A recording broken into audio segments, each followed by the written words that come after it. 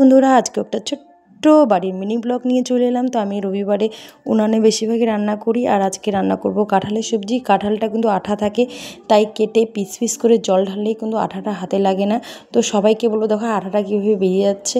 যারা যারা কাঁঠাল কাটতে জানো না, তেল দাও হাতে, তেল কিচ্ছু দিতে হয় না, কোনো রকমে পিস পিস করে কেটে নিলে জল ঢালবে, আঠাটা সরে যাবে। আমি দেখো আবারও পিস পিস করে কেটে আবারও জল দিচ্ছি। তো সিম্পল, শুধু কাটবে আর জল ঢেলে দিবে, সব আঠা সরে যাবে। দেখো কি সুন্দর দইয়ের মতন বেরিয়ে যাচ্ছে, আঠাটা সরে যাচ্ছে, হাতে কিন্তু একটুকু আঠা লাগবে না। তো আজকে কাঁঠাল রান্না করেছি। আমি কিন্তু সকালে বলেছিলাম যে আজকে আমি কাঁঠাল রান্না করব, অনেক কিছুই রান্না করছি, এটা কিন্তু তোমাদের সঙ্গে আমি ফটোর দ্বারা শেয়ারও করেছি।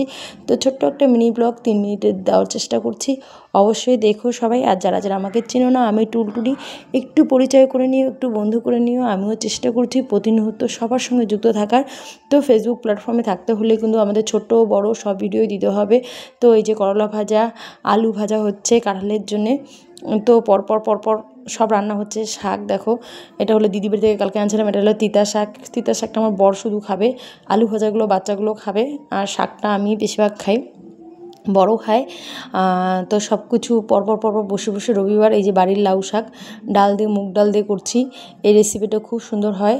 এটা আমি একটা বান্ধবীর কাছে শিখেছিলাম রান্নাটা। ডাল দিয়ে বাড়ির কুমড়ো শাকটাকে একটু ঘেটে দিতে হবে।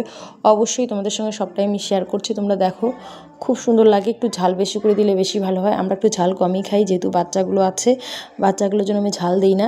বাচ্চাগুলো কিন্তু শাকের ঝোল, ডাল হলে এগুলো দিয়েই খেয়ে নেয়। এই যে কাঁঠালের সবজিটা হচ্ছে, আর উনুনের ওখান থেকে সরলেই উনুনটা নিভে যাচ্ছে।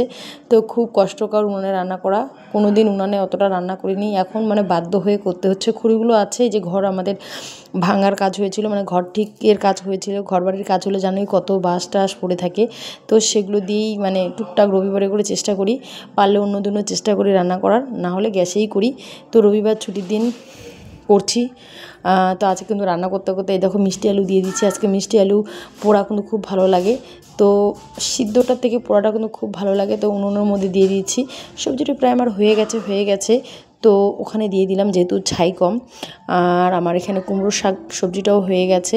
আর একটা নতুন জিনিস তোমাদেরকে শেখাবো, জানি না তোমরা কে খেয়েছো। এই যে আটা দিয়ে রুটির মতন উনুনের মধ্যে দিলেই কিন্তু পাঁপড়ের মতন কড়কড়া হয়। তোমরা কেউ যদি না খেয়ে থাকো অবশ্যই বলবো।